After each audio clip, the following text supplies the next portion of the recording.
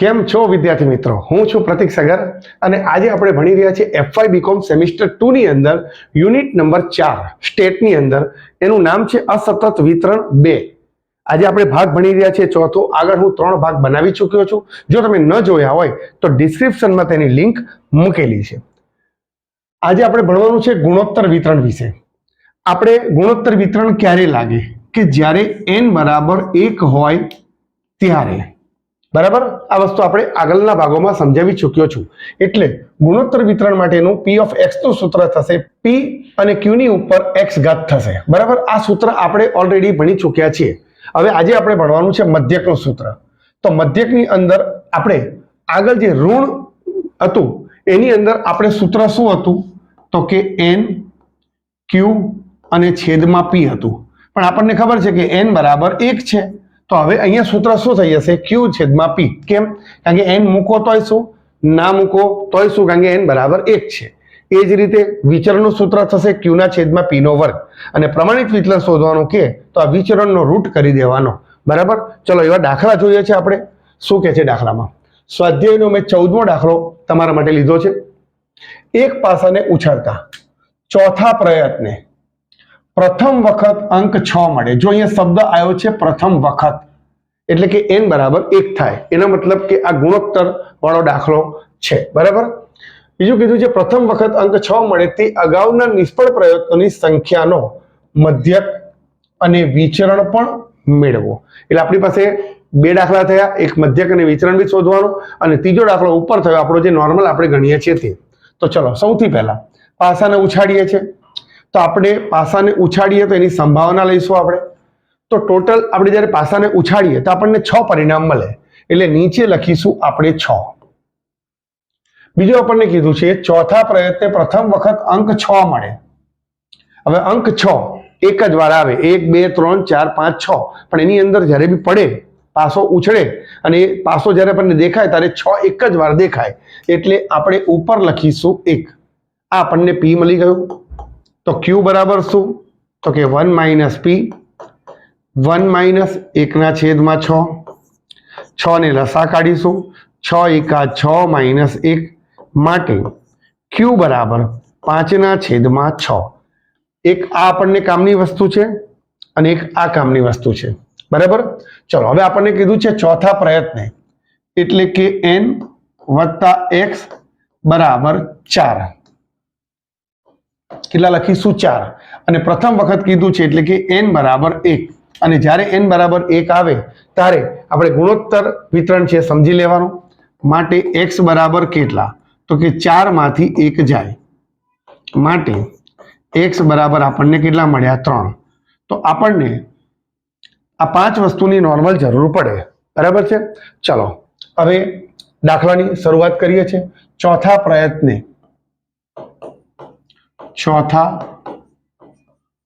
પ્રયત્ને પ્રથમ વખત અંક 6 મળે તેની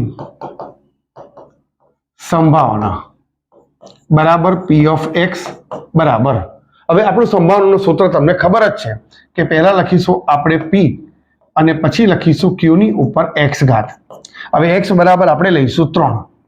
એટલે માટે p ઓફ 3 બરાબર p કેટલા છે તો p બરાબર 1 ના છેદમાં 6. એટલે અહીંયા લખીશું 1 ના છેદમાં 6. q બરાબર કેટલા છે તો કે 5 ના છેદમાં 6. 5 ના છેદમાં 6 અને x એટલે ઉપર 3 ઘાત. 1 ના છેદમાં 6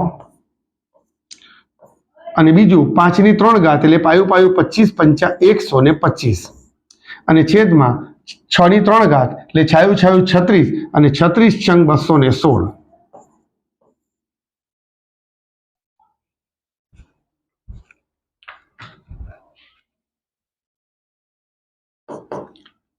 હવે આપણે ઉપરનો ગુણાકાર કરી દઈએ તો 125 તો 125 જ આવશે ઉપર. તો નીચેનો ગુણાકાર 216 ગુણ્યા 6 એટલે 1296.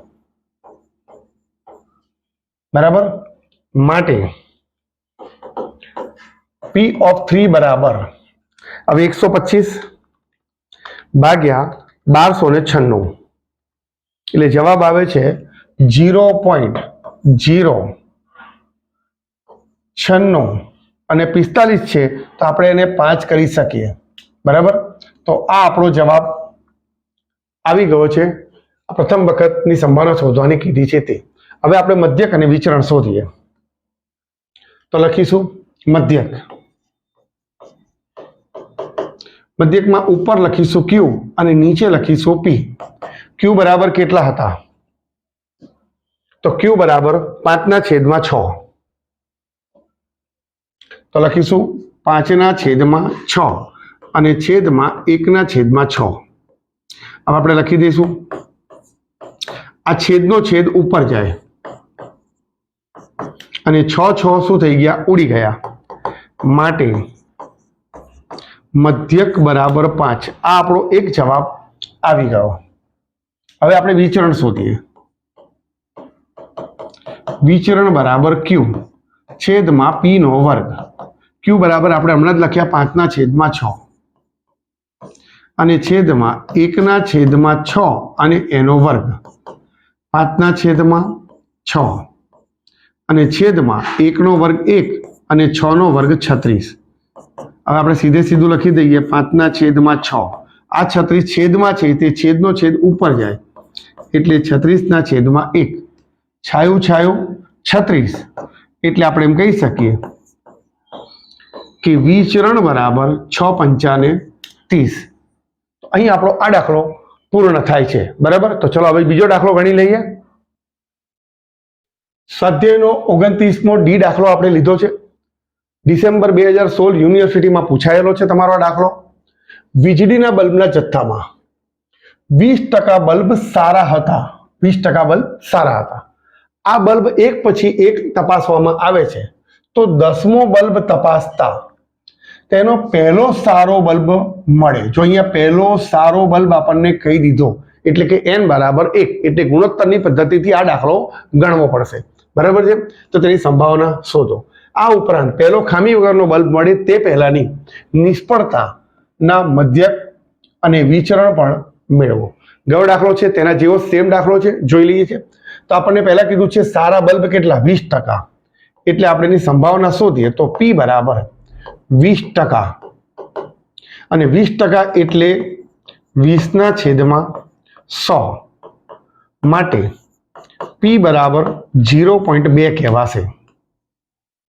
માટે Q બરાબર 1 - P 1 - 0.2 માટે Q બરાબર 0.8.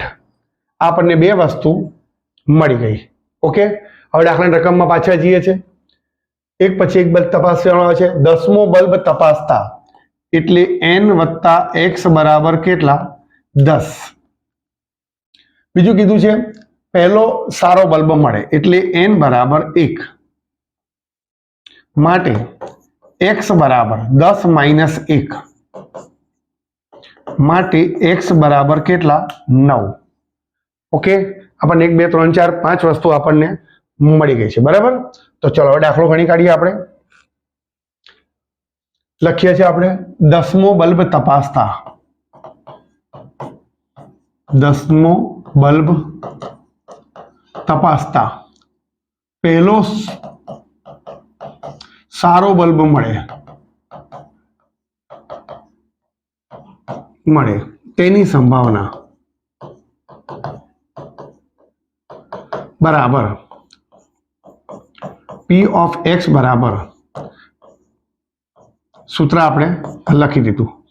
P of x બરાબર કેટલા છે? 9 છે, બરાબર. અને P બરાબર કેટલા છે? તો P બરાબર 0.2 છે. તો આપણે અહીં લખીશું 0.2. Q બરાબર છે 0.8 અને x બરાબર કેટલા? 9 છે. તો 0.2 તો લખી દીધા. હવે 0.8 ની 9 ઘાત